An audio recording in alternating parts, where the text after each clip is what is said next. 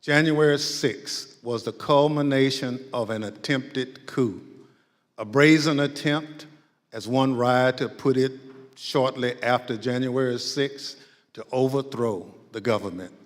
The violence was no accident. It represented Trump's last stand, most desperate chance to halt the transfer of power. Now, you may hear those words and think, this is just another political attack on Donald Trump by people who don't like him. That's not the case. My colleagues and I all wanted an outside independent commission to investigate January 6th, similar to what we had after 9/11. But after first agreeing to the idea, Donald Trump's allies in Congress put a stop to it. Apparently, they don't want January 6th investigated at all. And in the last 17 months, many of those same people have tried to whitewash what happened on January 6th, to rewrite history, call it a tourist visit, label it legitimate political discourse. Donald Trump and his followers have adopted the words of the songwriter, "Do you believe me or your lying eyes?" We can't sweep what happened under the rug. The American people deserve answers. So I come before you this evening, not as a Democrat, but as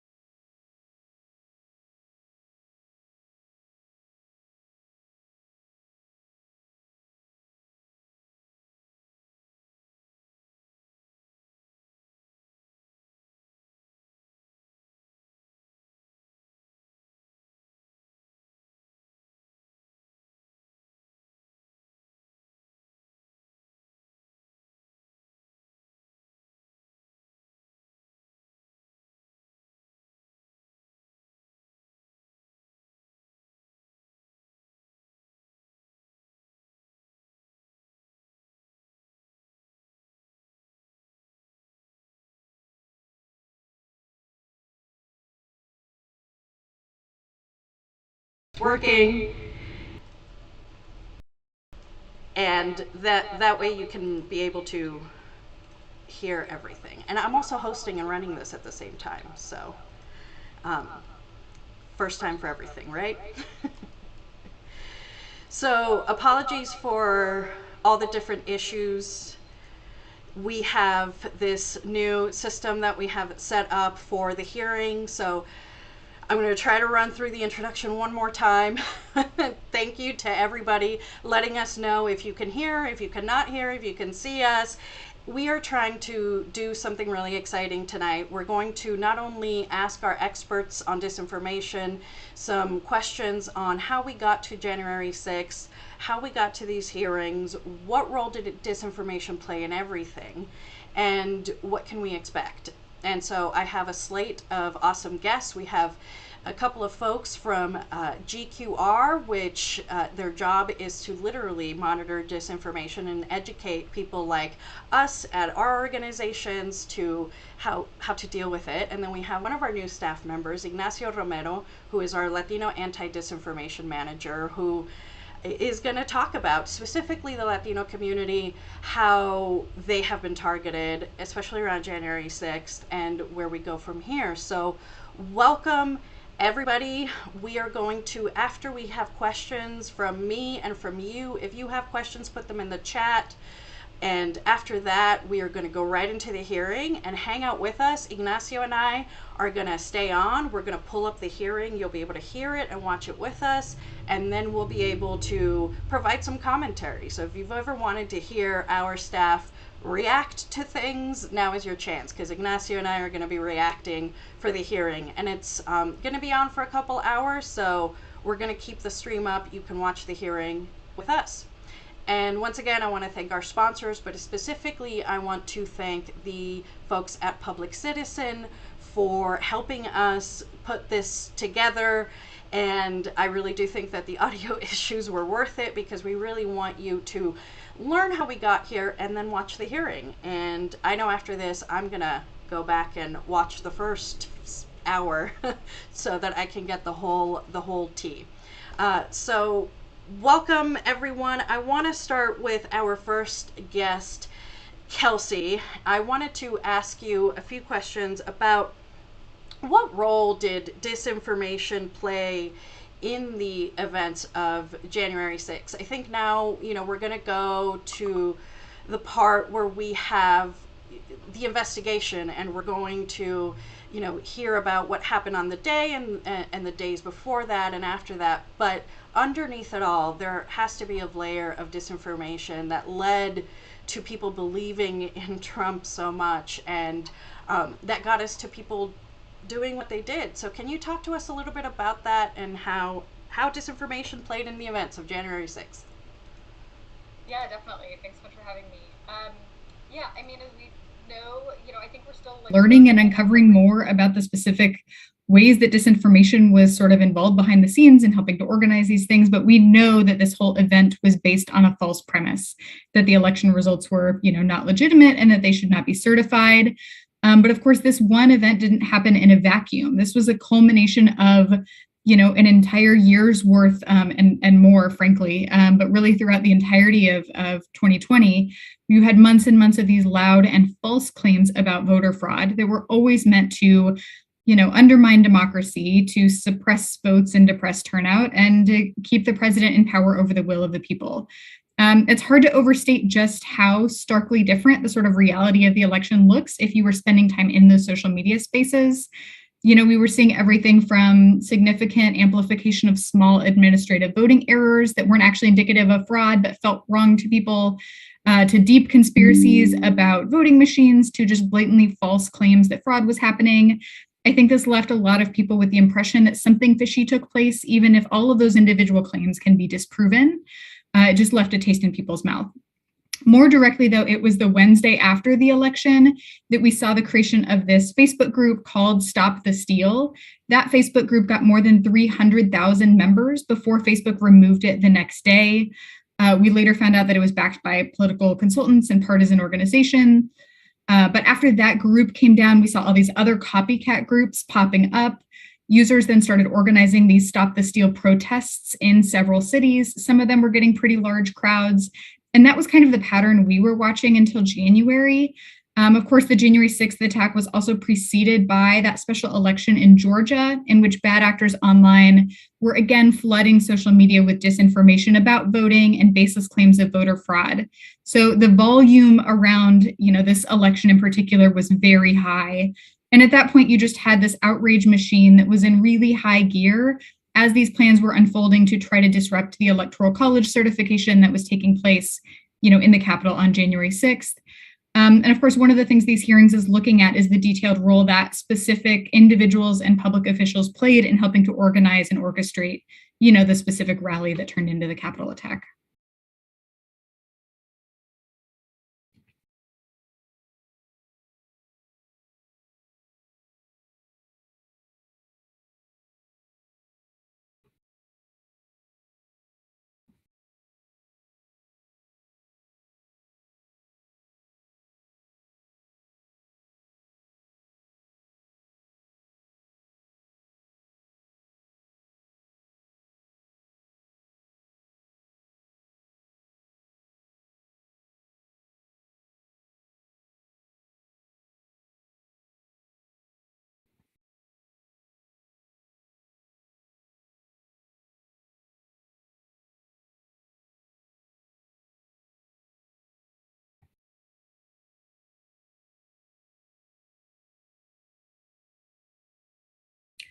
Yeah, definitely. I mean, I'm sure there were like multiple points to try to interrupt this from happening, but in my view, in the work that we do, so I'm getting a note that the sound might be out again. Do you want me to hold?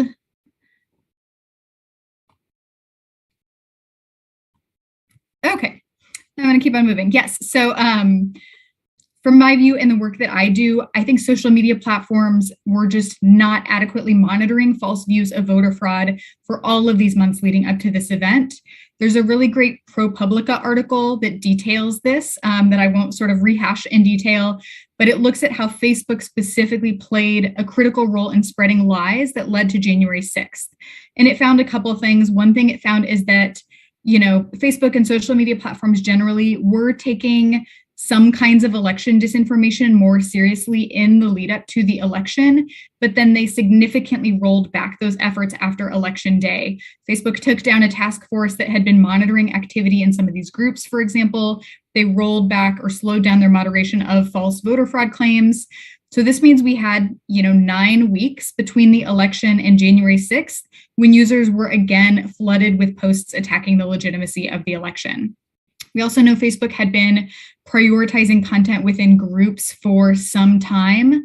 They were trying to get people to adopt this as a feature. And so that means that they were actively amplifying a lot of the dangerous content and organizing that was spreading through these local and private spaces, including some of these Stop the Steal groups.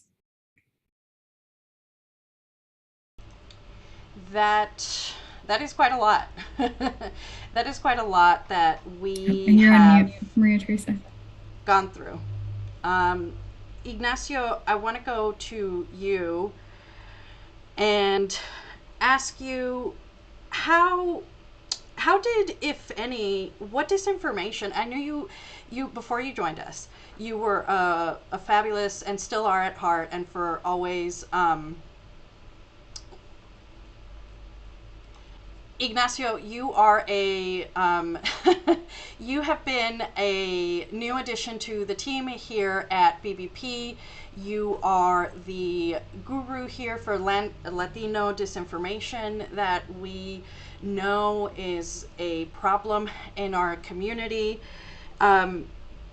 Specifically around January 6th, what disinformation have you seen when you were a full-time reporter or now and a member of the Latino community? What did you see around that time that Kelsey was discussing around the Stop the Steal? Was there any disinformation around January 6th targeting the Latino community at all? Well, first of all, hello everyone. I want to say that I admire very much the other two panelists that you have today. So I feel honored to be here sharing the screen with them. Nevada has a unique voter landscape. In that, a majority of registered voters are not affiliated with any major party. I want to give this information because it's important. As part of April 2022, 599,000 registered voters were Democrats and 37 were Republican. And this is important, 668,000 were non-partisan. Nevada election could determine the outcome of the US Senate and the House. And in that line, the Latinx voters also play a significant role, making up the 29% of Nevada's population.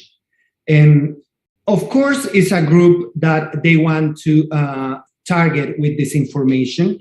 And we saw that few weeks before, well, we are seeing this targeting of disinformation for months, I would say years, but few weeks before the election, Latinos in Nevada start to get WhatsApp and Facebook notifications with posts that talk about future election fraud. That was played together with some politicians saying the same at the same time in the national level, in the state level, and in the local level. Immediately after the election, social media was intoxicated with election fraud conspiracies. They talked, for example, about irregularities during the voting process in Nevada, even saying that non-citizens individuals voted during the election. Many of these posts were circulating between Latinos in Nevada about socialism and how the communist agenda was trying to steal the election. You know, Latinos are scalded with the concept of socialism because Cuba, Venezuela, and Nicaragua. So many believed these conspiracies and were upset about the whole idea. I want to close this answer saying that Facebook groups shared 650,000 posts attacking the legitimacy of the 2020 election between election day and January 6th.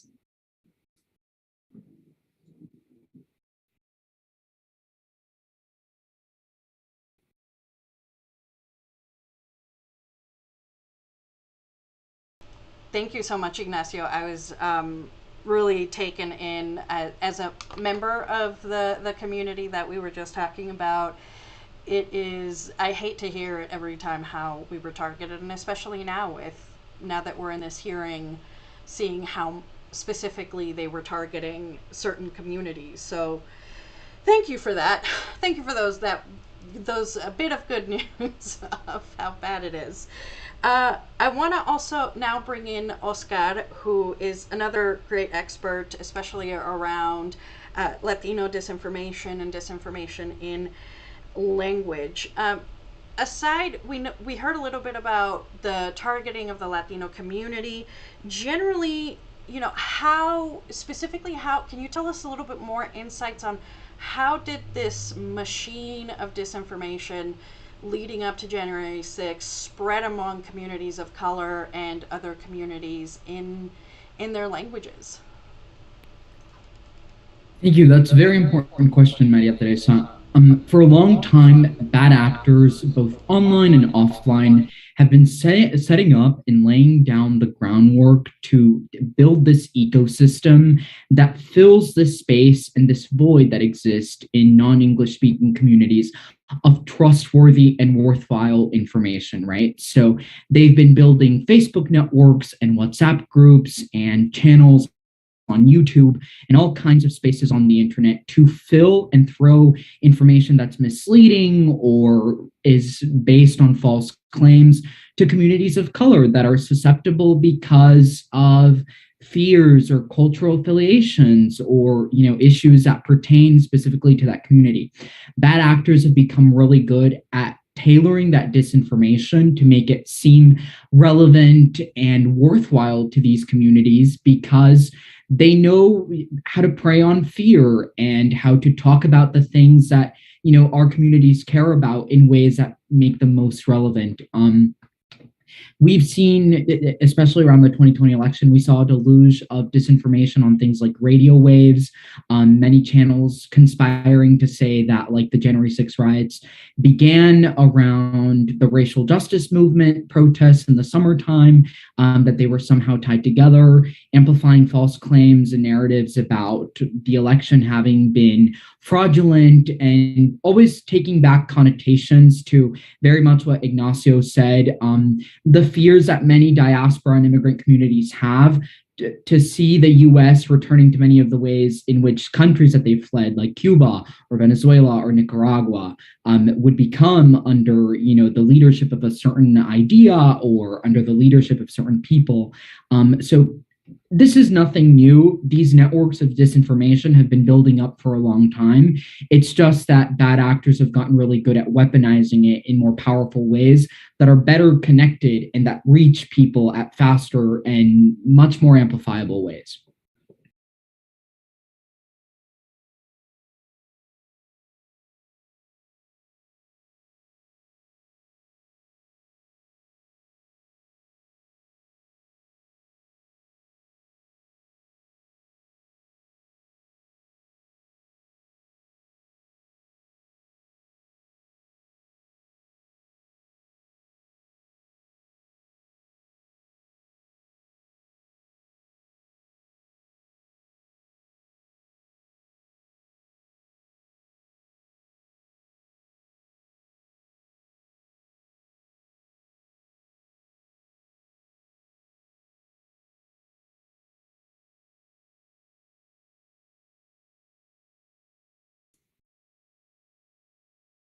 Sorry, I didn't hear the question. I think you were talking about disinformation and the hearing, and is that correct?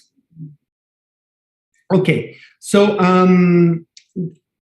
I have to say that, as we know, there are two Republicans on the committee investigating the insurrection of January 6th, Liz Cheney and Adam Kinzinger.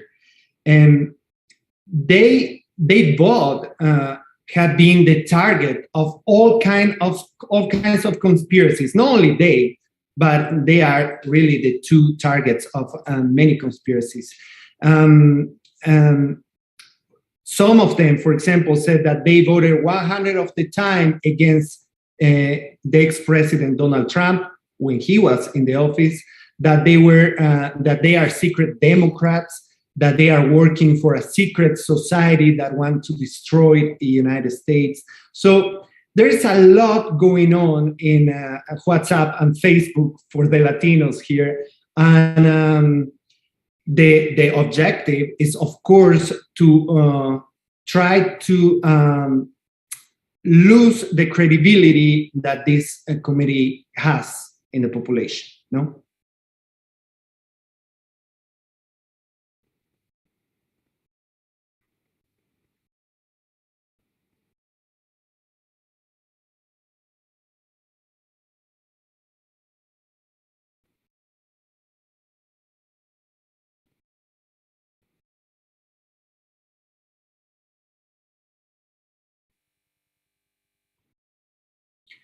Well, the majority of people, of course, the Latino community, the majority of the Latino community know that the people know that when something is a lie, you know, and there are things that are so shocking that people are like, what is going on here? This cannot be true. But there is a portion of the population, and I am talking specifically about Nevada, that are working two jobs, that they don't have the time to fact check, that believe in these kinds of conspiracies and in this disinformation, that is a chamber of disinformation.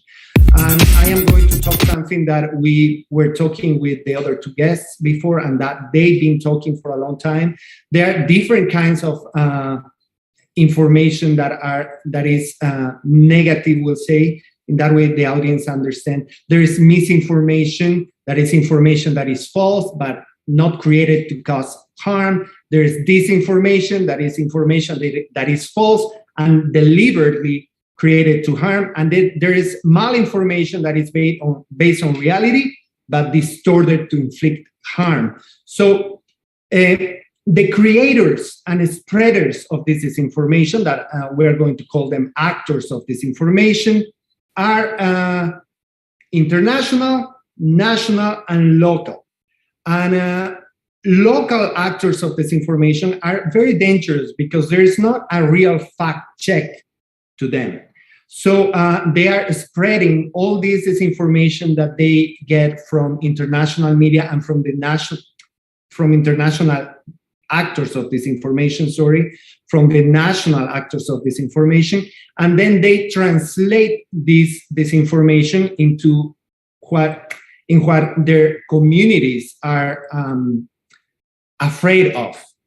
Also, they translate this disinformation into all other cultures and languages, in this case, Latinos in Nevada, for example, where it is a specific, like we were saying, socialism and communism is something that Latinos are afraid, that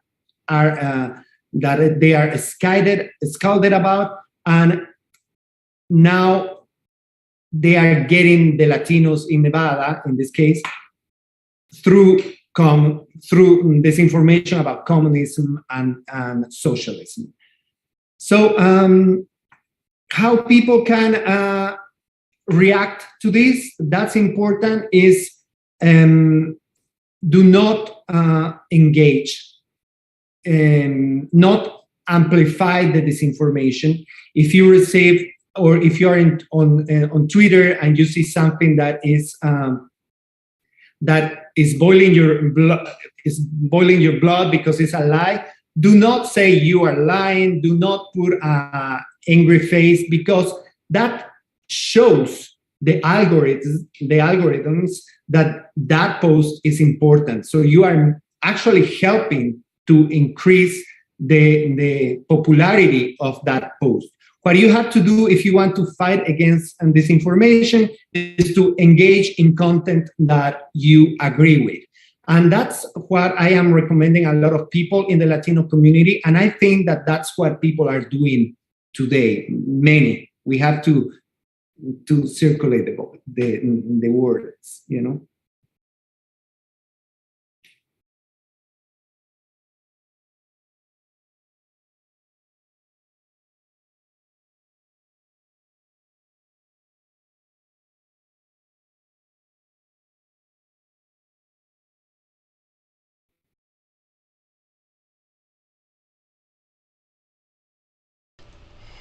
Okay, so next up is the I am seeing lots in the chat of people loving the information. Thank you so much for that feedback. If you have any questions on before we go to the hearing in about 30 minutes, feel free to ask questions. We've got the experts on disinformation, so feel free to ask away. What I wanted to go to now is back to you, Kelsey. It's what has there been any disinformation out there on the process now that we are seeing online or on TV the committee hearing? Has there been disinformation just generally about the process or anything around the committee? Has that been a part of this echo chamber of disinformation? Yeah, I mean, a lot of the sources who have been, promoting the big lie and these voter fraud narratives are mostly sort of ignoring what's happening with the hearings and the commission in general, which is, kind of a good lesson, I think, for everyone to not, as Ignacio was saying, don't engage in conversations that aren't helpful to you. They're doing that really well. For example, Fox is not carrying tonight's hearings. So we're seeing just a lot of these big accounts we would normally expect to be spreading disinformation about voter fraud, just not, talking about this or engaging. That said, there is definitely some, undermining of the activities of the commission and of the hearings in general. A lot of this is sort of just dismissing what's happening as a partisan witch hunt or as just political strategizing ahead of the midterm elections. And then we also see a lot of sort of whataboutism, where these bad actors are sort of saying this is like selective prosecution. And they'll point to other groups, like, for example, racial justice protests, and say, they deserve the same treatment. Our people were just protesting. These other protesters were out there protesting and they caused some disruption. And so it's all the same thing. And so that kind of whataboutism and both sidesing is, of course, like drastically undermining the scale and scope of what actually took place on January 6th. And so we're seeing a lot of that as well.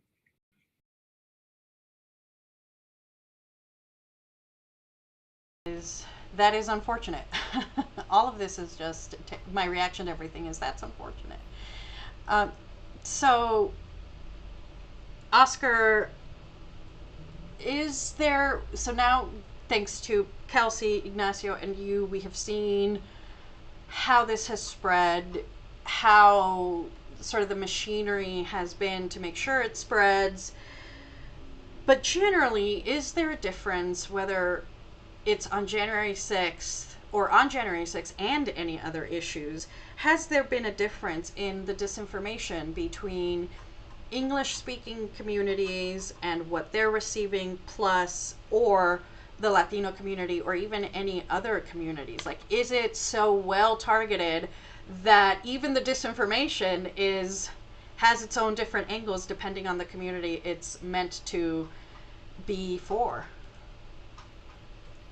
Absolutely, Maria Teresa. You just put it perfectly. The disinformation comes out in specific angles that targets the specific community that it's attempting to speak to, because the goal of bad actors isn't just to put information out there, it's to have it break through and to have it be the noise that people are listening to have it be the narrative that people cling on to, whether that's at the ballot box or who they trust in the media or who they trust as their elected officials, or whether they believe that an election was stolen or not.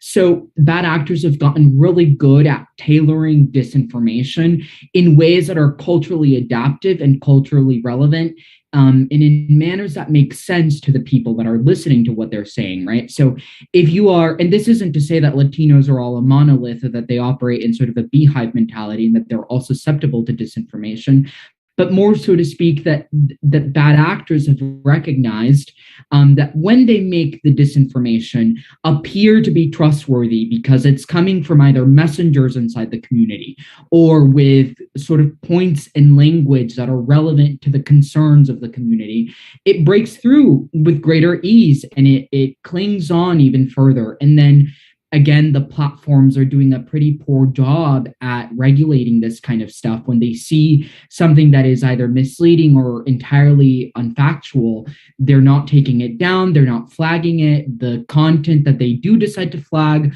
often gets sort of like lopsided flagging. So you might have an individual posting the same article in 3 different Facebook groups, and it'll get 3 different kinds of fact checks or flags, or not have anything done to it at all. So the audiences that are receiving this disinformation are just, plain out getting it from bad actors on the internet. You don't have to go that far to look for it because the algorithms are feeding it to you. And if you like one item or a video or a news story, you're much more likely to see even more about that. So it makes the job of making that information culturally relevant and have attachment much easier for bad actors to get it before the eyes of the people who they're trying to reach. Thank you for that. The idea of things not being taken down right away, or the Facebook taking a long time to identify bad actors and not taking action on them, is something that I have heard a lot about as I've been getting more into this work on disinformation. And this is for either Kelsey or Oscar. It's kind of a question that, as you were talking, Oscar, just popped up in my head. What is there any movement to, because there's a trend here, right? There's something pops up on Facebook in many places, and it kind of has to go through this process of reporting it, and hopefully the website, whatever it may be, Facebook, Twitter, etc., has to take it down if it violates their policies or not. What is the movement, if any, around making sure that that happens, if that makes sense? Like, is there a movement? Is there something where people are saying, hey, like, look at what happened. We are literally investigating an entire act of terrorism, essentially, on our capital, on our electoral system, and obviously disinformation and technology companies played a role. Is there anything to combat that currently in the works, or what does that look like?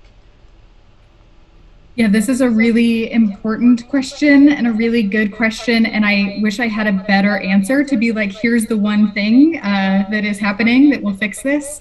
The sort of short answer is this problem probably doesn't go away until we change the platform's business model, right? Like their whole way that they make money and the way they is based on keeping our attention. And so sensational, inflammatory ideas are always going to do a better job at that than boring facts, frankly. So, the way that the whole business model operates is centered around amplifying and promoting things like this. Platforms actively benefit from some of these false claims. It's just a sort of sad fact of the way they are set up. There are definitely a lot of efforts happening to try to better regulate social media platforms. I think the problem is that we have not sort of aligned on the one best solution. There are sort of different potential pieces of legislation that are tackling this from different angles. So it's worth, speaking up to your member of Congress, asking them what they are doing to try to better regulate big tech, to try to crack down on these issues. I think that's really important for people to, speak up if that's an issue that's important to you. But there's not, unfortunately, sort of momentum behind one specific solution. I will also say, reporting these things when you see them can be helpful, particularly if it is election disinformation. Common Cause also runs a disinformation sort of tip line around specifically election fraud disinformation, where people can sort of report in anything they're seeing around false claims about elections or voting. So that's another sort of action people can take. But yes, it's something people need to be more aware of and need to speak up about, because we definitely need social media platforms to be held accountable for, letting this stuff slide. Yeah, absolutely. We definitely need to hold them accountable and make them do their job, which has been kind of a campaign slogan for lots of different issue advocacy campaigns. And now the folks here on the Zoom with me can't see, but Jared Kushner is, I think they're watching his deposition currently, so well, can't wait to go back and watch that whole thing. the next thing I want to ask is it's actually back to you, Kelsey, and it kind of goes back to what you were talking about. People, if they see something, they can report it. What tips or advice do you have? Because we have lots of folks that don't do this work every single day, right? I mean, they kind of maybe see something and say, that's not right, but they don't know the whole world behind disinformation and that it's actually a targeted systemic campaign. So how do people navigate this media landscape, especially if they're around January 6th, other than don't look at the chats. If you're watching it on YouTube, turn off the chat replay and just watch the hearing is my number one thing. But what other tips do you have for people to navigate the world and social media with all of this disinformation, and how can individuals disrupt disinformation in their daily lives if they see it?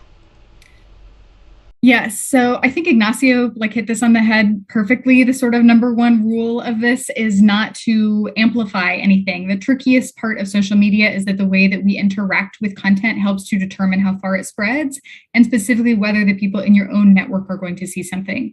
So if you are liking, commenting, sharing a post, even to debunk it or argue against it, you're helping that thing spread further. Social media platforms don't distinguish between positive and negative engagement. And so, a light or a heart is worth the same as an angry face on Facebook. And so, to Ignacio's earlier point, the best thing you can do is treat your clicks and your views and your time on social media as though they have value, because they do. It's the business model. They have currency behind them. And reward the content you do want to spread. So engage with, the positive, proactive, truthful messaging. You can use your own voice to share that, information with your own networks. I work with a group at Indivisible called the Truth Brigade that is actively pushing out counter messaging using this formula called a truth sandwich, if that's something that people are interested in. But really, the most impact you can have is to be that voice for truth in your own network, because disinformation thrives on distrust. And having people speak up within their own networks of people who know them and trust them. You are a trusted source for your own network of people. And so you can speak up and, share your positive messaging. And that counts a lot toward the people who are going to see it.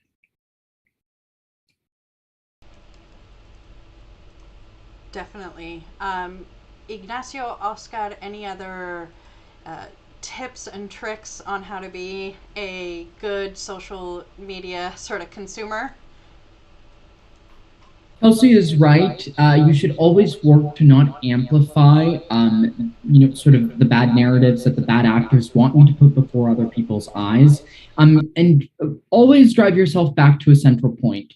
It should really not fall on us as everyday consumers to police and regulate what goes on that's harmful on the platforms. It really is their job to sort of divest from these things that are going to harm communities and turn into real offline harms.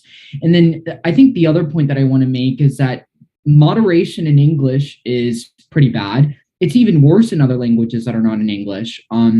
Oftentimes, the moderation is even more lopsided. The people who are monitoring the information that's false or the content that's harmful don't get the same access to like the perks that you get when you work at these big technology offices and with the tech giants. And they generally complain about getting far worse treatment than they would if they were full-time employees working in the office in like Silicon Valley and things like that. So it really falls on the user to amplify positive content and things that you want other people to know about that are going to clear up the narrative without you directly engaging with the bad stuff online. Definitely. That is, I hate hearing that the sort of reporting or the sort of accountability in English is bad, and then it's even worse in Spanish because, of course. And so I'm going to go with the last few minutes that we have to some of the audience questions that we have. If you have any, please put them down. And reminder, Ignacio and I are going to stay on for a little bit longer to watch a bit of the hearing, so you can continue watching with us. And so the first question I want to go to is from Shelby. And I'll popcorn this off, whoever wants to answer this, because it's a great question. How has disinformation impacted different communities and their trust of our electoral process? Pretty serious topic, so whoever wants to take that one.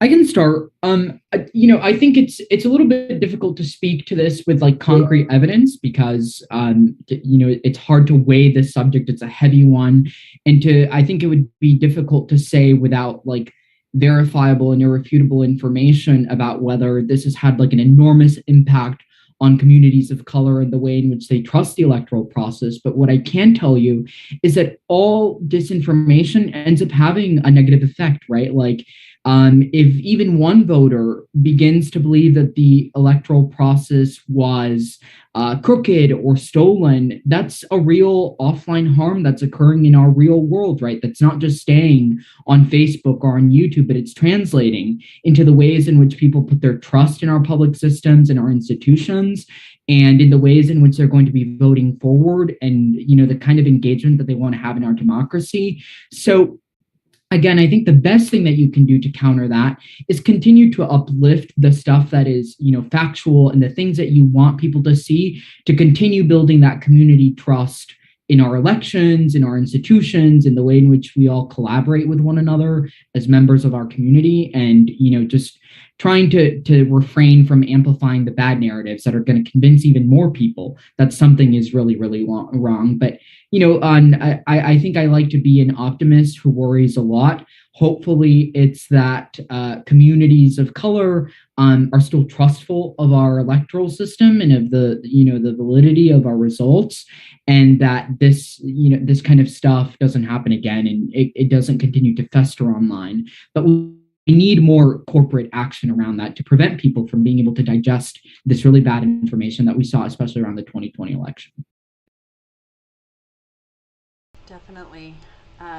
So my next audience question is from Paula. Can you give an example of how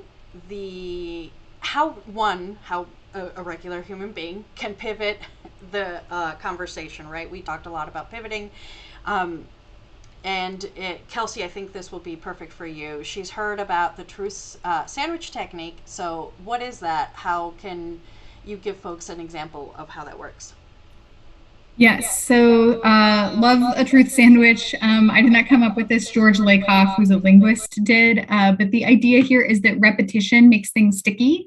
And specifically, our brains remember what you hear first and what you hear most often. And so you can sort of harness that into your messaging.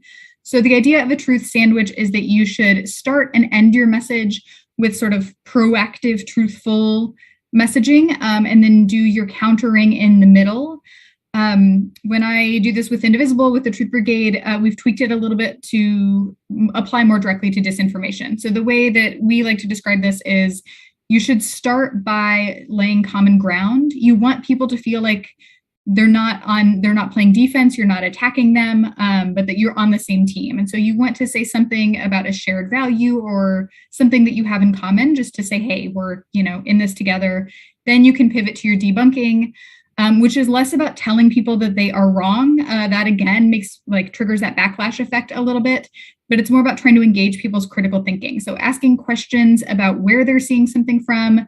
Do they know about that source? Undermining that source if you know that they have a history of problematic behavior or spreading false claims. There are kind of other ways to try to get at this, but basically trying to get people to think more critically about what they're seeing and why. Talking about the motive of bad actors. I only see this from partisan sources that, appear to, have this partisan goal or whatever the case may be. And then you pivot to your proactive message. And you always want to end on that note of what you really want people to take away, which is your version of the truth, your story, your, proactive message that you hope that they leave and walk away with. I would like to add something, if I can. It's very important to create conscience that disinformation is actually affecting all of us. So if you are hearing this program today, talk with your family, talk to your friends, because sometimes that WhatsApp that you are sending to somebody else, and you don't really analyze what is the reality of the information they are sending you. If you repost something that is a lie, it's going to end up it could end up in a bad situation. We need to remember that a mob stormed the capital of the United States because disinformation, that many people died during the pandemic because disinformation. So please, if you are hearing us, if you're watching this, really take a minute when you see something in social media and research. Do not just share anything or everything that you get.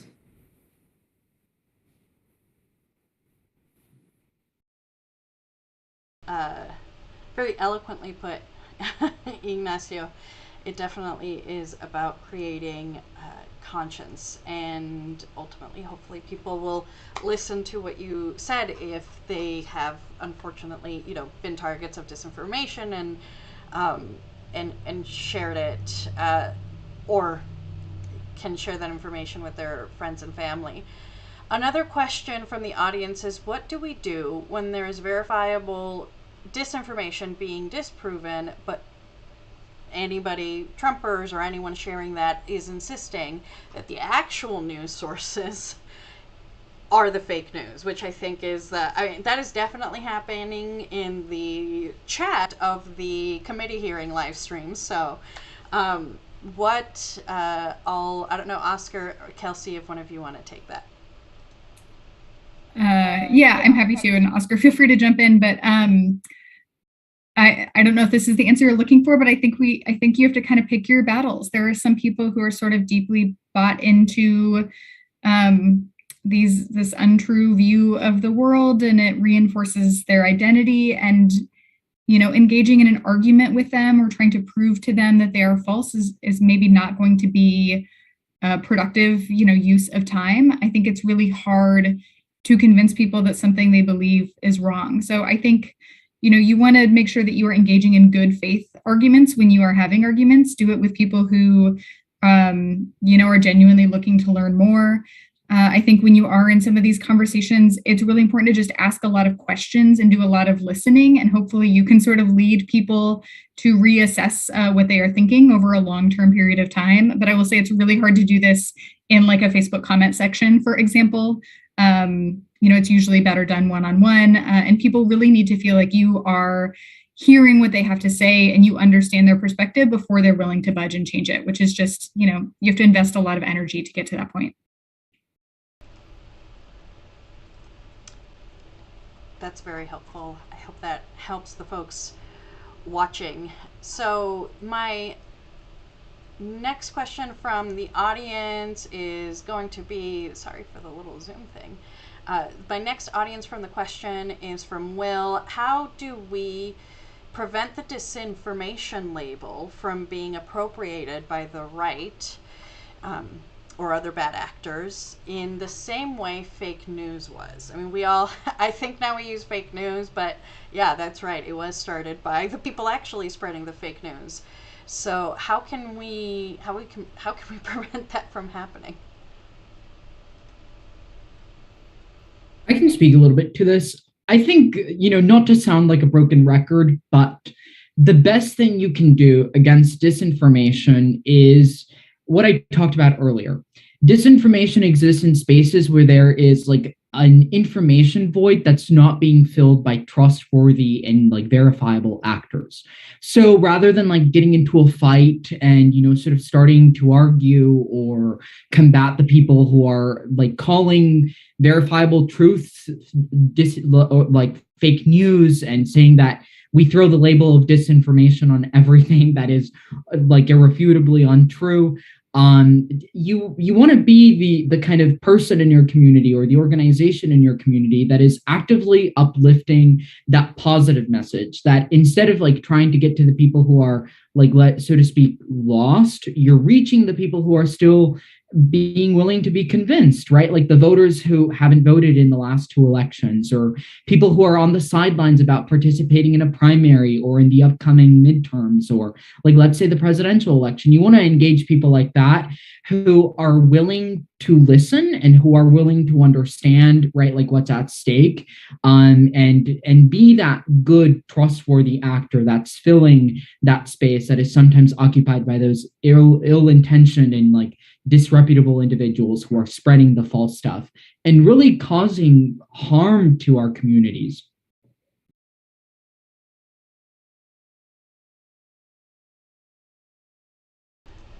Number one, definitely spread the positive message is a thing I'm getting from learning from you all. So I think it's hard a lot of times, like Ignacio said, your blood is boiling and you just want to go, no, you're lying and that's terrible and I can just prove to you how you're lying. But you are absolutely right of like refocusing, sharing the factual positive message and getting to the people that are not all the way sold on the disinformation, right? That kind of don't need that deprogramming, for lack of a better term, but that are not there yet, and you can kind of pull them back and save them from the cult of disinformation. That's a good reminder. One last question from the audience, and I think I'll actually ask this of everybody because it's a very good one. How can we, from Amber, how can we tell family and friends, so people you have close relationships with, to stop amplifying misleading articles? I know I definitely have people I need to share that with. Well, that's a little of what I was saying before. It happened in my own family with some of my friends, that they will send me content that I know is disinformation, but I am working in journalism and reading about this information, but so many people don't have this privilege that I am having right now in my life. So what you can do is sometimes, if you have time, that's what I do, fact check the information they are sending me and then write them back and the correct information or articles that are countering this information and showing them the truth from real actors, from real doctors, from real scientists. And I think that's what we could do with our close environment, with our friends and family.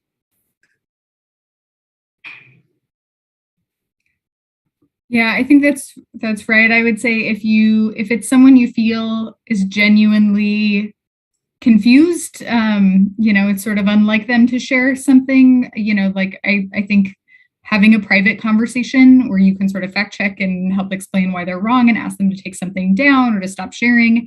I don't necessarily think there's like a one size fits all approach. Some people will react well to that conversation, others won't. You know, and then I think there are other people where, again, pick your battles a little bit, you know, but again, like those one-on-one conversations can be helpful. And it's really just about making sure people feel like you understand where they're coming from. You know, people share this stuff because it brings them a benefit. It helps, you know, reinforce something that's important to them. And so you need to get on board with whatever that thing is and show that you are there with them before you can sort of redirect and try to pivot a conversation, which is, you know, admittedly very hard.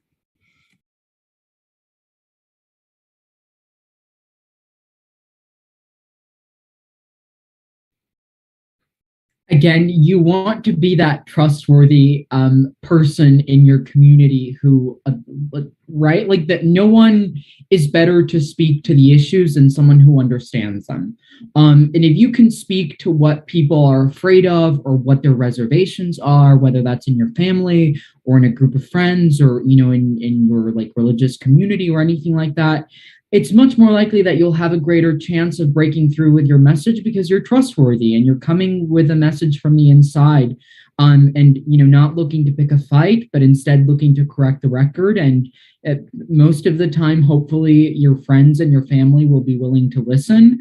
But don't spend the most useful way in which you can spend your time isn't trying to convince people who are, you know, lost in the depth of the falsehoods, but instead working to try to loop in people who are still willing to listen. And that can be best done if you know them and if you are seen as trustworthy and if you understand where their reservations are coming from and if you meet them with the truth and the facts.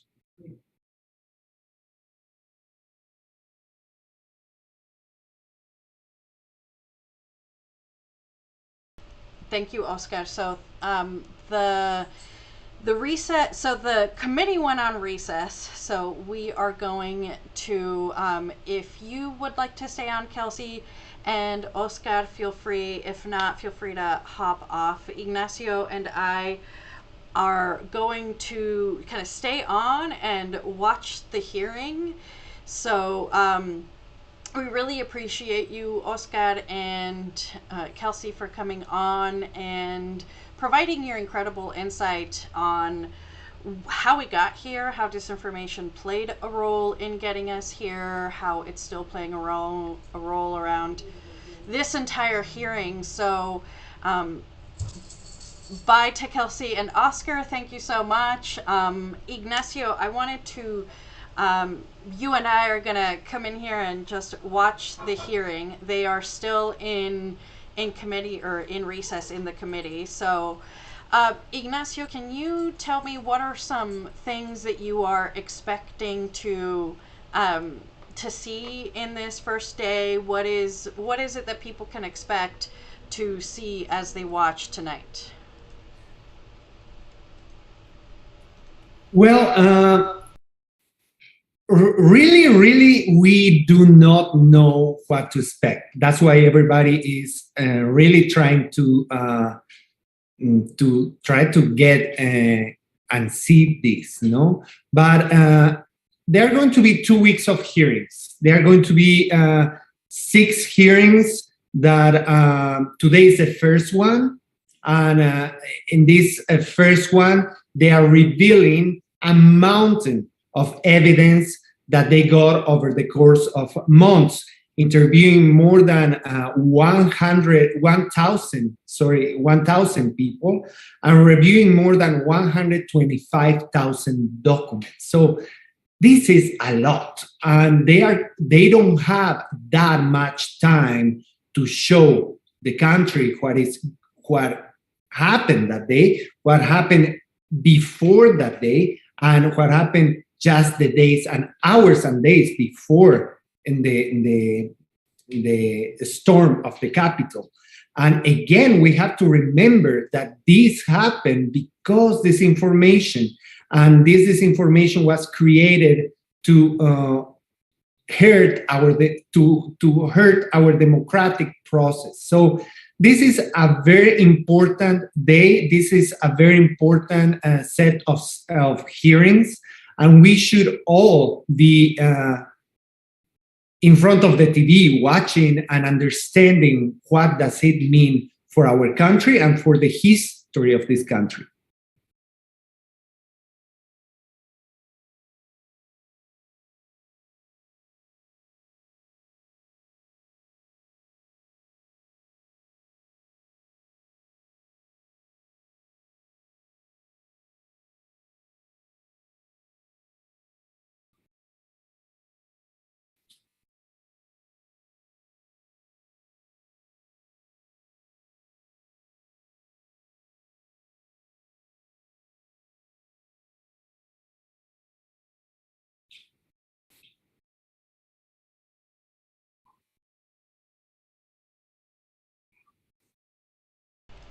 So now that folks can probably hear me, sorry for the audio. I was accidentally muted once again. It's hard to run the show and then host the show and then actually keep up with the Zoom. So apologies, everyone.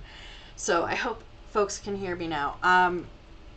The hearing is currently, so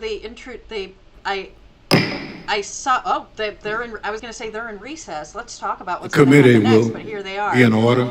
So we're going to go back to the hearing. So folks, you should be able to see here below Ignacio and I the actual hearing. I want to thank our witnesses for being with us this evening to share their firsthand accounts of that terrible day. I know that some of the witnesses from our first hearing are in the room with us, along with some of the family members, friends, and widows of the officers who lost their lives as a result of the attack. Thank you all for being here for us and the American people. Officer Carolyn Edwards has been with the United States Capitol Police since 2017. On January 6th, Officer Edwards was assigned to the First Responder Unit, which serves as the first line of defense at the Capitol complex. She also served as a member of the Civil Disturbance Unit, a special subset of the uniformed division trained to respond to mass demonstration events.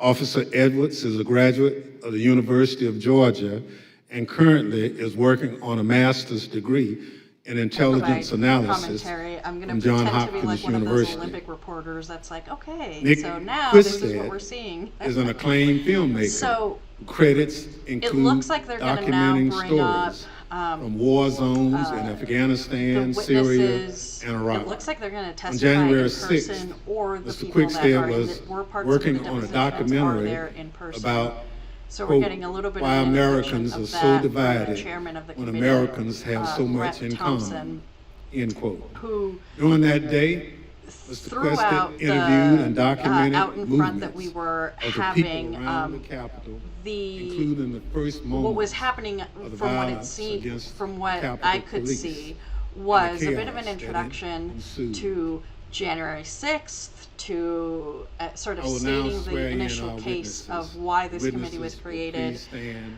and raise how your we right got hand. here, and why this is important. So looks like they're swearing in the first witnesses, You so swear you're and right. affirm under They're penalty having of perjury two that the witnesses, testimony it looks about like, to come up give and testify in truth, person. whole truth, and nothing but what the truth. So help you This God. is going to be fascinating, I think, especially if they were folks that were there.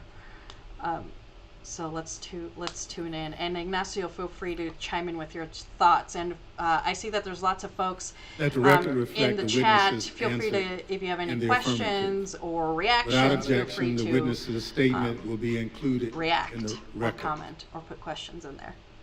Pursuant to Section 5C8 of House Resolution 503, I recognize myself for questioning.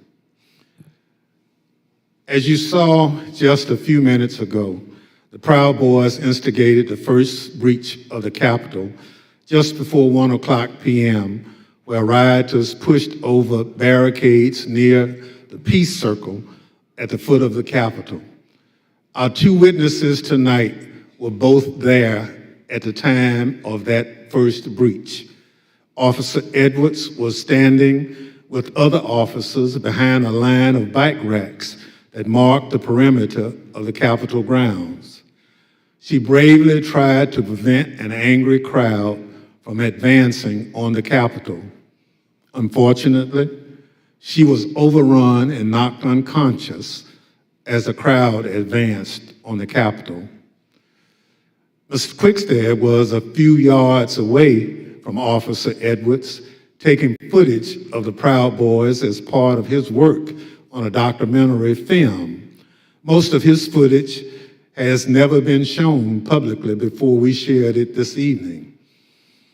Officer Edwards, I'd like to start by asking if you could tell us why you believe it's important for you to share your story this evening with the committee and the American public.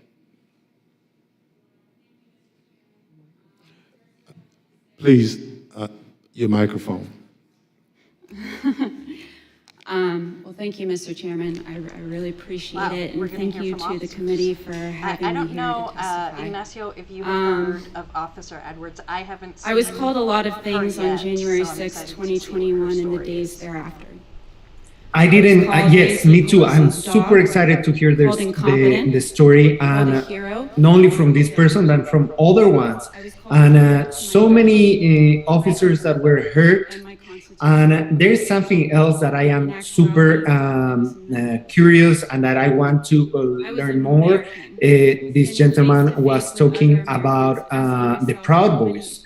And as you know, Enrique Tarrio, the former chairman of the Proud Boys, and 4 other members of this far-right group were indicted on Monday for seditious conspiracy for their roles in the storming of the Capitol on January 6th. What is very important to notice, or what I think is very important, is to check a little of history. And there being other situations where people were charged with sedition, indicted, with sedition, but they weren't charged. They were free from all charges because it is very difficult to prove sedition and conspiracy against the United States. So if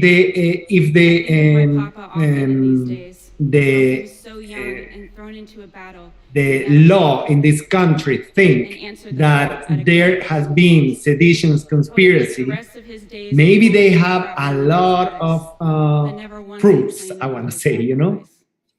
I would like to think that he would Definitely. be So proud what of we're me. going to do is Proud of his granddaughter. we definitely that want to stood hear her from ground Officer that day and Edwards. continued So fighting, I'm going even to though raise she the was volume wounded, on here so like we he can did hear many years ago. her full testimony, and then I am we'll my come back. grandfather's granddaughter, proud to put on a uniform and serve my country. They dared to question my honor. They dared to question my loyalty. And they dared to question my duty. I'm a proud American, and I will gladly sacrifice everything to make sure that the America my grandfather defended is here for many years to come. Thank you. Officer Edwards, your story and your service is important, and I thank you for being here tonight. Ms. Quickstead, I also like to ask you to introduce yourself. Can you tell us how you found yourself in Washington, D.C. on January 6, 2021? Good evening, Chair and Madam Vice Chair. Thank you for the introduction. As stated in the winter of 2020, I was working on a documentary. As part of that documentary, I filmed several rallies in Washington, D.C. on December the 11th and December the 12th. And I learned there would be a rally on the Mall on January 6th. So my 3 colleagues and I came down to document the rally.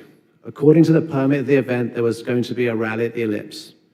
We arrived at the Mall and observed a large contingent of Proud Boys marching towards the Capitol. We filmed them, and almost immediately I was separated from my colleagues. I documented the crowd turn from protesters to rioters to insurrectionists. I was surprised at the size of the group, the anger and the profanity. And for anyone who didn't understand how violent that event was, I saw it, I documented it, and I experienced it. I heard incredibly aggressive chanting, and I subsequently shared that footage with the authorities. I'm here today pursuant to a House subpoena. Thank you so much. Thank you, Mr. Quested. The Select Committee has conducted extensive investigative work to understand what led the Proud Boys and other rioters to the Capitol on January 6th. We've obtained substantial evidence showing that the president's December 19th tweet calling his followers to Washington, D.C. on January 6th energized individuals from the Proud Boys and other extremist groups. I'd like to play a brief video highlighting some of this evidence. My name is Marcus Childress, and I'm an investigative counsel for the Select Committee to investigate the January 6th attack on the United States Capitol. What do you want to call them? Give me a name. Give me a White name. supremacists and White like me to condemn. White supremacists and right Proud Boys, stand back and stand by. After he made this comment, Enrique Tarrio, then chairman of the Proud Boys, said on Parler, "Standing by, sir." During our investigation, we learned that this comment during the presidential debate actually led to an increase in membership from the Proud Boys. Would you say that Proud Boys members increased after the stand back, stand by comment? Exponentially. I'd say tripled probably, with the potential for a lot more eventually. And did you ever sell any stand back and stand by merchandise? One of the vendors on my page actually beat me to it, but I wish I would have made a stand back, stand by shirt. On December 19th, President Trump tweeted about the January 6th rally and told attendees, "Be there, we'll be wild." Many of the witnesses that we interviewed were inspired by the president's call and came to DC for January 6th. But the extremists, they took it a step further. They viewed this tweet as a call to arms. A day later, the Department of Justice describes how the Proud Boys created a chat called the Ministry of Self-Defense Leadership Chat. In this chat, the Proud Boys established a command structure in anticipation of coming back to DC on January 6th. The Department of Justice describes Mr. Tarrio coming into possession of a document called the 1776 Returns, which describes individuals occupying key buildings around the United States Capitol. The Oath Keepers are another group that the committee investigated. You better get your ass to DC, folks, this Saturday. Yeah, if you don't, there'll be no more Republic. But we're not going to let that happen. It's not even an if. It's either President Trump is encouraged and bolstered and strengthened to do what he must do, or we wind up in a bloody fight. We all know that. The fight's coming. The Oath Keepers began planning to block the peaceful transfer of power shortly after the November 3rd election. And according to the Department of Justice, Stuart Rhodes, the Oath Keepers leader, said to his followers that we were not going to get through this without a civil war. In response to the December 19th, 2020 tweet by President Trump, the Oath Keepers focused on January 6th in Washington, D.C. In response to the tweet, one member, the president of the Florida chapter, put on social media, "The president called us to the Capitol. He wants us to make it wild." The goal was for the Oath Keepers to be called to duty so that they could keep the president in power, although President Trump had just lost the election. The committee learned that the Oath Keepers set up quick reaction forces outside of the city in Virginia where they stored arms. The goal of these quick reaction forces was to be on standby just in case President Trump invoked the Insurrection Act. Did the Oath Keepers ever provide weapons to members? I'm going to decline to answer that and put them at grounds and due process grounds. In footage obtained by the committee, we learned that on the night of January 5th, Enrique Tarrio and Stuart Rhodes met in a parking garage in Washington, D.C. There's mutual respect there. I think we're fighting the same fight, and I think that's what's important. The committee learned that the Oath Keepers went into the Capitol through the east doors in two stack formations. The DOJ alleges that one of the stacks went into the Capitol looking for Speaker Ignacio, Pelosi, I know this although they is never found her. C3. As the attack was We unfolding, are a Mr. Tarrio nonpartisan took credit, organization, and documents this obtained by the stream is Department of Justice, nonpartisan, Mr. but Tarrio said in an clearly encrypted chat, "Make no the mistake, enemy did this." disinformation that is being or Later on the that evening, information Mr. that was Tario being even posted spread a video with the which seemed to resemble disinformation him in that front of the we Capitol with a black need to cape. keep Trump in And the title power, that of the the video election was was Premonition. stolen, and now we The need to evidence go to developed Washington, D.C. by the Like, Select Committee and the Department of Justice we're seeing this highlights how each group confirmed, participated right? on the We are attack on the basically Capitol getting on January confirmation 6th. that what everybody was saying, the that this was a strategic thing, that it wasn't just a rally that went bad, instigated the initial breach at the Peace is Circle what at we are 12:53 p.m. watching, literally being shown. Within 10 minutes, rioters Yes, had already cleared the and we doors. are watching what Liz Cheney By was 2 saying. o'clock, I rioters had don't reached the remember if doors it was on the west yesterday and the or east 2 days plaza. ago.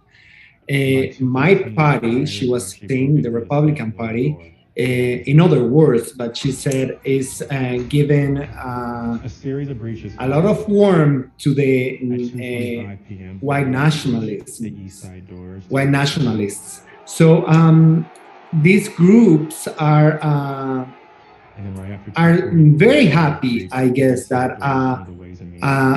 major party or major Once the actors rioters from a infiltrated party the are Capitol, they moved through the crypt, helping their cause, the and hallways leading to the that's what we are seeing right now. We are seeing a very, very upset group of people that believe that an elite is trying to take out their country.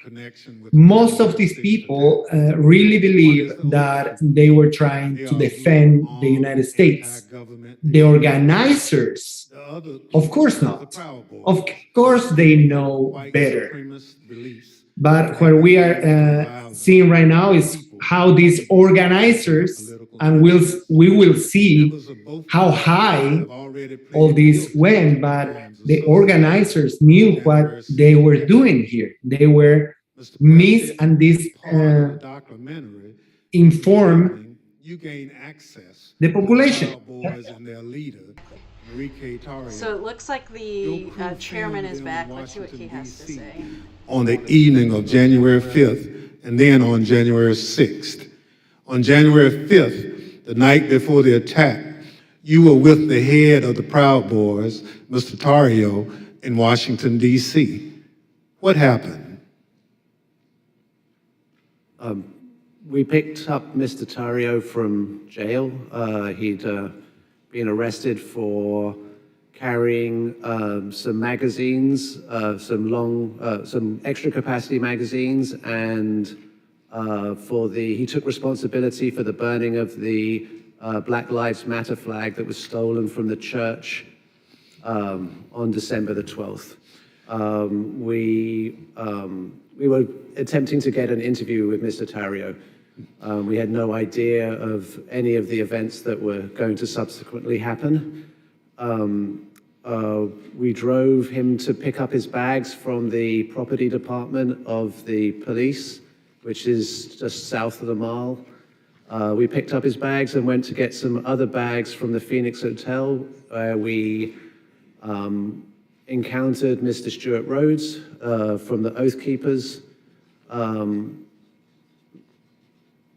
By the time I'd gone to park the car, my colleague was saying, who'd got into the car with Mr. Tario, that they had moved to a location around the corner, the parking garage of the Hall of Legends, I believe. And so we quickly drove over there. We drove down into the parking garage and filmed the scene of Mr. Tario and Mr. Rhodes and certain other individuals in that garage. We then continued to follow Mr. Tario. There was some discussion about where he was going to go. He ended up going towards a hotel in Baltimore, and we conducted an interview with him in the hotel room. And then we returned to DC for that night. And what was interesting that night actually was that was the first indication that DC was much more busy than it had been any other time we'd been here, because we couldn't get into the hotels we wanted to, and we ended up at a hotel that was not as satisfactory as we would hoped. Thank you. So what you're saying is you filmed the meeting between Mr. Tario and Oath Keepers leader Stuart Rose, right? Indeed. You couldn't hear what was said, but according to the Justice Department indictment of Mr. Tario, a participant referenced the Capitol. Now, on the morning of January 6th, you learned the Proud Boys would gather near the rally scheduled to take place near the White House. What time did you meet up with the Proud Boys, and what was happening when they met?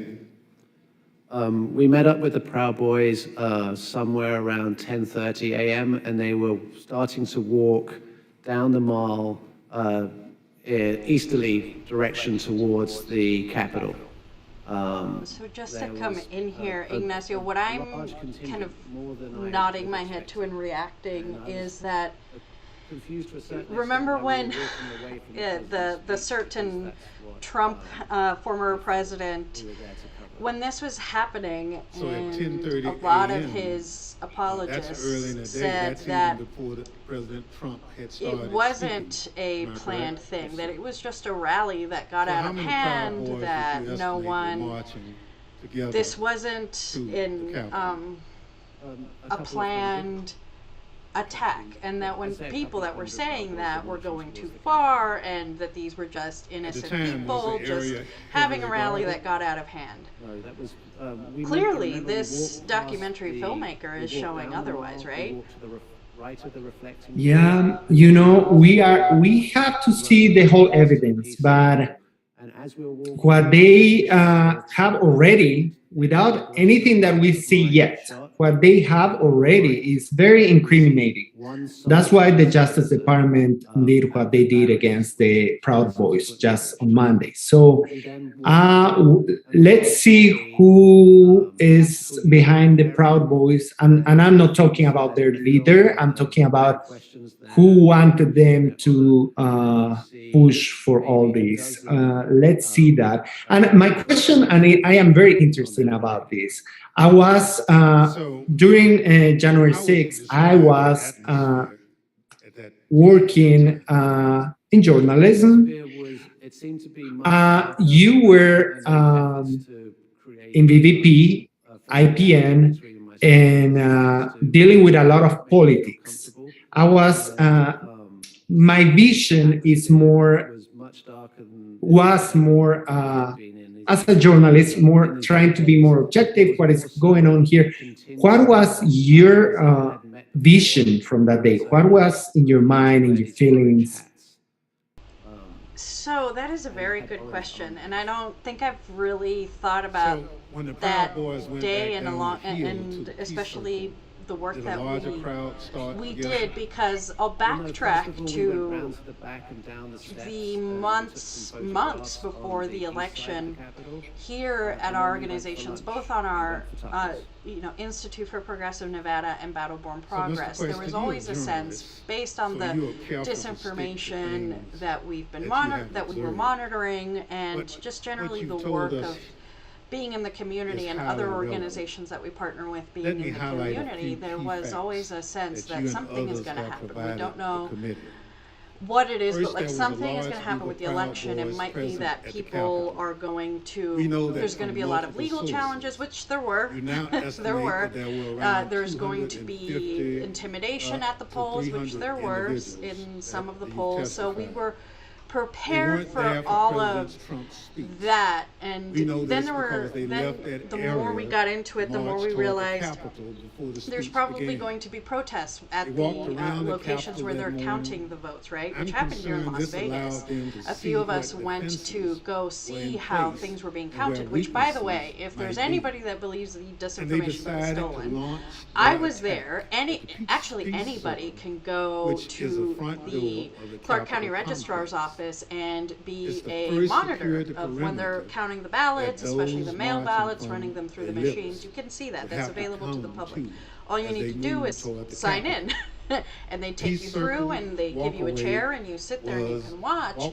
And right at about that time, so at around December, there was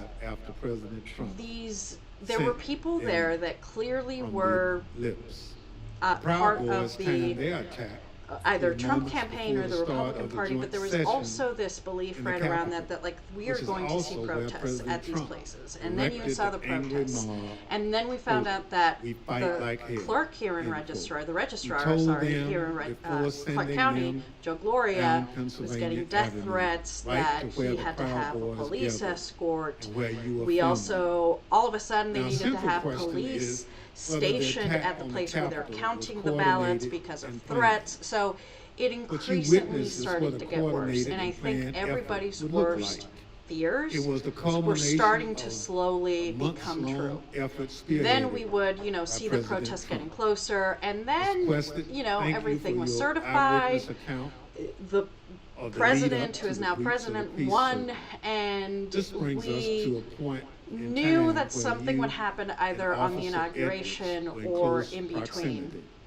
Like there At was this just point, this wasn't gonna I be their reserve final the thought, balance but of I my don't time think anybody pursuant to thought it would get 5C, that bad. Section I don't, 8 of House Resolution maybe our subconscious 503. knew that it would get The chair that bad, recognizes but I Gentlewoman think a lot of us hoped it Wyoming, Ms. wouldn't. Cheney, for question. I genuinely Thank you very think much, a Mr. lot Chairman. of people Officer Edwards, I want to start by thanking you during, for your service. I think a and lot of thank you people for had your hoped courage. Thank you for that being by here this certifying evening. the I elections, know by that, the it's not lawsuit, easy especially the to live with lawsuits what happened failing, for right? you and They for the lost officers everywhere behind you and for in the all of the family court members of cases. officers, Here in Nevada, they in the sued time audience after this time, evening. and if that didn't win, they tried it's this really other important way, for the this country other court, to this other have a full judge. account and understand what happened. So when I wanna on start, January Officer Edwards, with a 6th, short working clip here, that, it was shows very the difficult horrible because it was the moment when you were culmination of all of injured this as the peace happening, and we were constantly wondering, where is the thing that we all fear is going to happen? Where is it going to happen?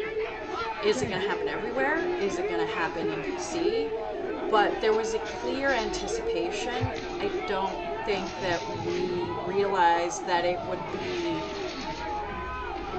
as big as it's turning out to be, and Officer Edwards, can you I think we describe, really the only saw crowd the initial that had assembled at violence the that peace they circle wanted to as show. you and your fellow officers, And throughout the behind day, and it by was at the peace a sort of Yes, so realization that the worst that everybody was there were about, imagining throughout this whole I wanna say process, because about I 5 of imagined the us worst. on that I line. remember talking to my boss about like, what And if we need to there get like were- satellite there phones was in our case like bike the rack, cell and then at phone the system bottom of gets the hacked Pennsylvania or Avenue something walkway, like. right by Peace Circle. And so There's another seeing bike this rack. actually And occur so was pretty crowd had heartbreaking, kind of but also a sad there, validation of the fears it was that the crowd some led of us were by, kind of saying, oh, that's too far, they won't go that far, but that was and always they were around. mostly in civilian clothes. There were some Yeah, you're right. And now it's talking again, the officer, that maybe we should hear what she's saying. And then Yeah, we let's will, go back. I want to go back of what yours, what you. I agree. Let's go back to this extremely awesome cohesive, but they officer. had gathered there in their outfits, but they had gathered there together, and Joseph Biggs started. He had a megaphone, and he started talking about, first it was things kind of relating to Congress, and then the tables started turning once the, what is now the Arizona group is what you said, the crowd with orange hats, they came up chanting F-U-C-K, Antifa, and they joined that group. And once they joined that group, Joseph Biggs' rhetoric turned to the Capitol Police. He started asking us questions like, you didn't miss a paycheck during the pandemic, mentioning stuff about our pay scale was mentioned, and started turning the tables on us. And I've worked, I can conservatively say probably hundreds of civil disturbance events. I know when I'm being turned into a villain, and that's when I turned to my sergeant and I stated the the understatement of the century. I said, Sarge, I think we're gonna need a few more people down here. And so after that, you know, I think they started conferring. They went a little silent. They started conferring among each other. I saw the person now identified as Ryan Samsel. He put his arm around Joseph Beggs, and they were talking, and then they started approaching the first barricade. They ripped the first barricade down, and they approached our bike racks.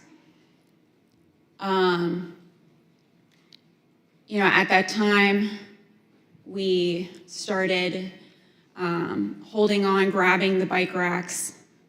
You know, there weren't many of us, so I grabbed the middle between two different bike racks.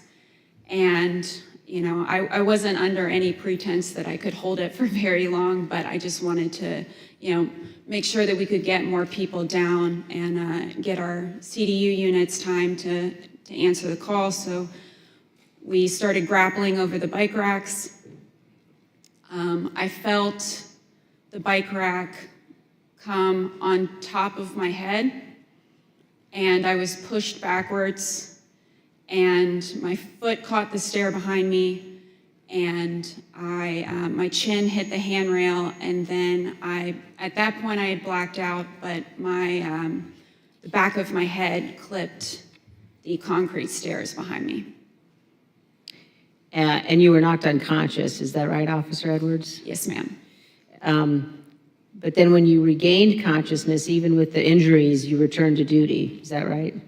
Yes, ma'am. You know, at that time, adrenaline kicked in.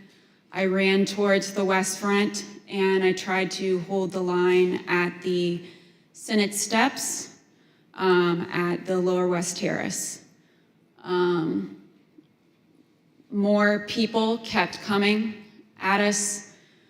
It just seemed like, you know, more and more people started, you know, coming onto the West Front.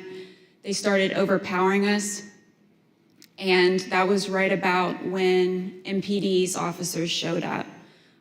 Their bike officers pushed the crowd back and allowed our CDU units as well as theirs to form that line that you see, that very thin line between us and the protesters or the rioters, you know, at that time. I fell behind that line, and for a while I started decontaminating people who had gotten sprayed and treating people medically who needed it. And then you were injured again there on the West Terrace, is that right, Officer Edwards? Yes, ma'am. So after a while, I got back on the line. Injured again. It was on the house side of the Lower West Terrace. And I was holding that line for a while. There weren't many of us. I only there. imagine how these officers Sicknick felt that day and their behind families. me, It's for most just of the time, horrible. for about 30 to 45 minutes that I was down there.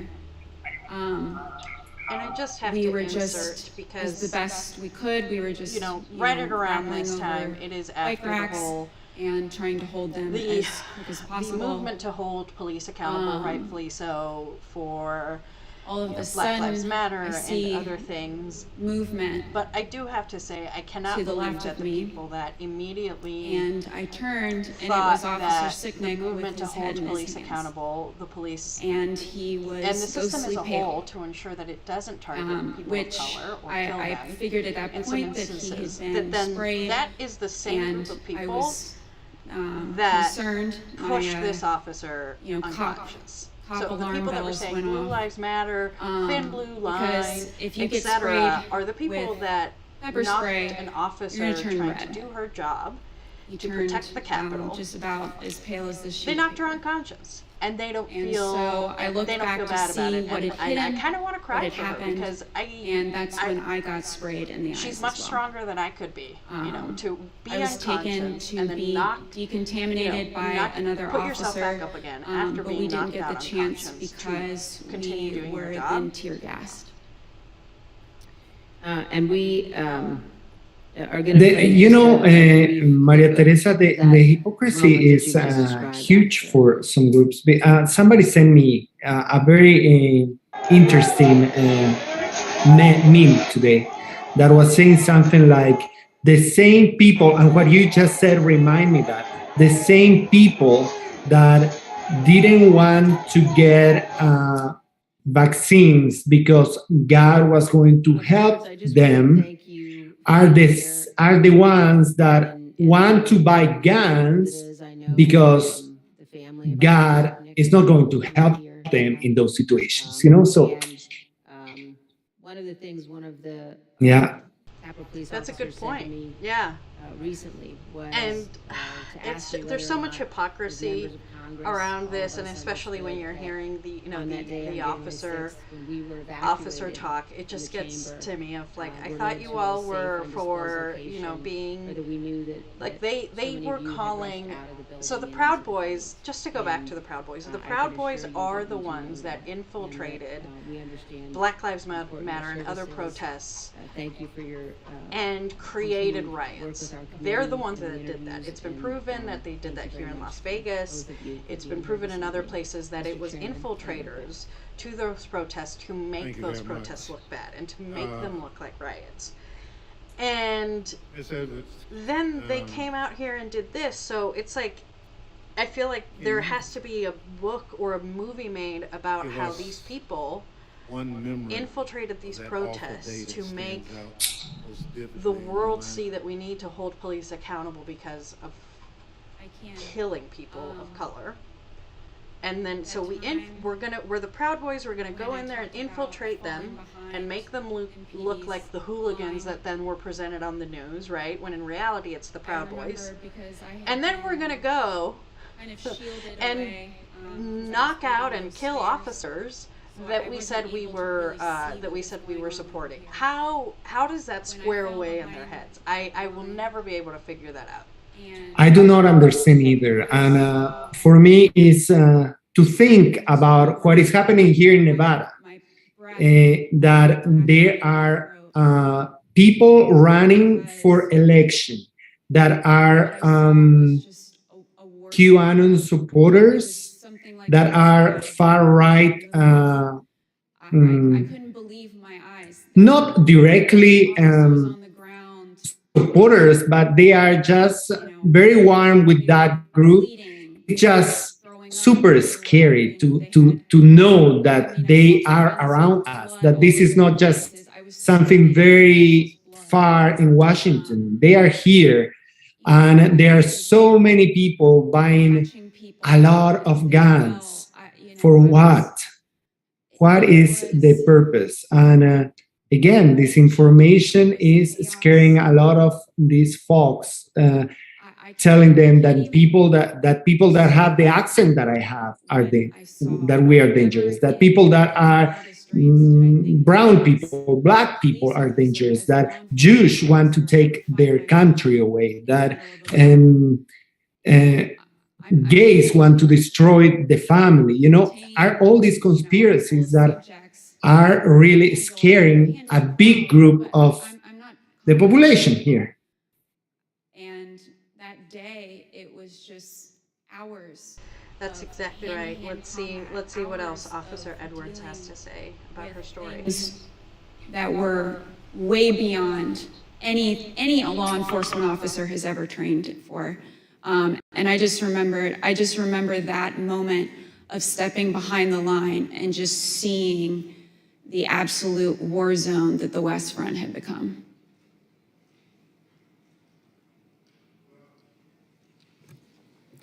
Let me thank you for your service and obviously your bravery that you have told the world about tonight. It's unfortunate that you had to defend the Capitol from fellow Americans. None of us would ever think that that would have to happen, but it did. So let me thank our witnesses for joining us tonight and sharing their experiences with America. Throughout my chairmanship of this committee, I've continuously vowed that this committee will ensure a comprehensive account of the heroic acts on January 6th, and that we will follow the facts wherever they lead. Your testimony is an essential part of that record and helps us do our job. Mr. Quested, thank you for sharing your footage and your account of the day's events with us. The images you recorded and have shared with the committee do a better job than any of our words in reinforcing the violence of January 6th. We hope that the power of your footage help encourage all Americans to consider how citizens with so much in common could viciously brawl at the seat of their democratic government. Officer Edwards, thank you for your brave service, as I indicated, on January 6th, and all you did to protect us, and most importantly, our democracy. If you and your fellow officers hadn't held the line against those violent insurrectionists, we can only imagine the disaster that would have ensued. Your heroism in the face of danger is admirable, and your will to continue to protect and serve despite your serious injuries should be an inspiration to all of us. We wish you a continued recovery and look forward to seeing you back in uniform sometime soon. The members of the Select Committee may have additional questions for tonight's witnesses, and we ask that you respond expeditiously in writing to those questions. Without objections, members will be permitted 10 business days to submit statements for the record, including opening remarks and additional questions for the witnesses. The witnesses have just told us what they heard the rioters saying while they stormed the Capitol on that day. Now we're going to hear it from the rioters themselves. Without objection, I include in the record a video presentation.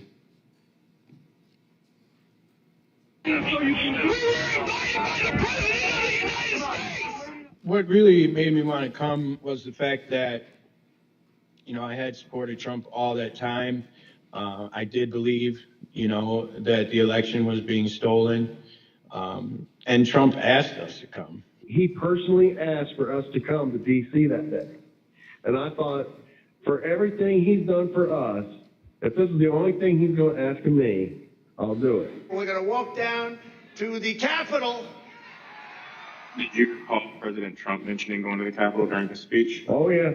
So that's one of my disappointments. He said he was going to go with us, and he was going to be there. I know why I was there, and that's because he called me there, and he laid out what is happening in our government. He laid it out. But I remember Donald Trump telling people to be there. I hate when you they say mentioned that the president asked me. you. Do you remember a specific Like, message? there is this sense of, he knows me, I know Donald Trump. He didn't just call you individually. You were part of a game created by this machine of disinformation. And it really sounds like cult members believing in something that they were programmed to believe, and now they're just saying, well, he called me and that's why I went. And so with that, the hearing wrapped, so I'm going to take, or it's wrapping now. Any final thoughts, Ignacio, that you have?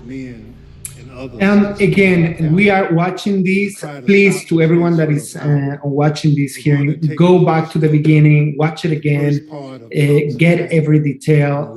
Tell everyone that you know that they should be watching this, and the people that don't speak English, try to translate for them, try to explain what is going on and what happened in January 6th.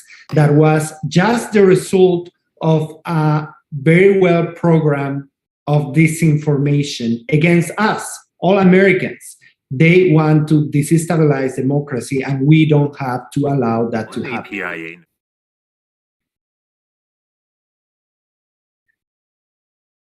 So I'm still stuck on hearing people say, we got invited by he, because they're not saying, he sent an email and I'm subscribed to his email. They made it seem like they got a personal phone call from Donald Trump and he said, hey, can I see you on January? So it's very scary to see what disinformation did, because it really programmed all of these people that we just saw in this final video to believe something that isn't true, that is completely lost in the court of courts, in the actual courts that they put lawsuits in to overturn the election. They lost in the court of the actual votes because people voted one way and not the other. But that's what disinformation does, and that's what strategic disinformation, and I hate to say that it's strategic and that they were good at it, but clearly they were, because here we are now investigating an entire act of terrorism on our Capitol. Yeah. So with that, I wanted to thank you, Ignacio, for hanging out with me. I wanted to thank the folks that stuck around to watch for this next hour, to actually watch with us. That was very, very informative. This was just an introduction. It seems like they're going to have a lot more as far as depositions showing, and showing what the committee actually saw and witnessed and investigated and found out throughout their entire investigation. So I encourage folks to watch. You can watch them. Every network has carried them tonight, so watch it on your local news. But if you want to go back and re-watch the whole thing, the actual committee, the January 6th committee, has a YouTube channel, and they actually have the videos of all the work that they have been doing leading up here. So I highly encourage you to tune in. I know I'm going to tune in to rewatch this, especially the first hour where I was just trying to lip read what they were saying, and really encourage folks to keep up with this. You can use the hashtag Jan6Justice, or simply follow groups like ours that are continuing to talk about what happened on January 6th, what the hearings are showing and proving, and it is a good day for our system that is working to hold people accountable, and hopefully people that aren't completely programmed into believing the disinformation see the light and see the facts and realize that what happened on January 6th was not just a rally that went wrong. Yes, and I want to thank you, Maria Teresa, for having me here. And I am super excited to do so much more fighting against disinformation in our country. Absolutely. Thank you so much. With that, we are going to call it a night. Once again, thank you everyone for tuning in, and we will see you next week on Out in Front. Thank you, everybody.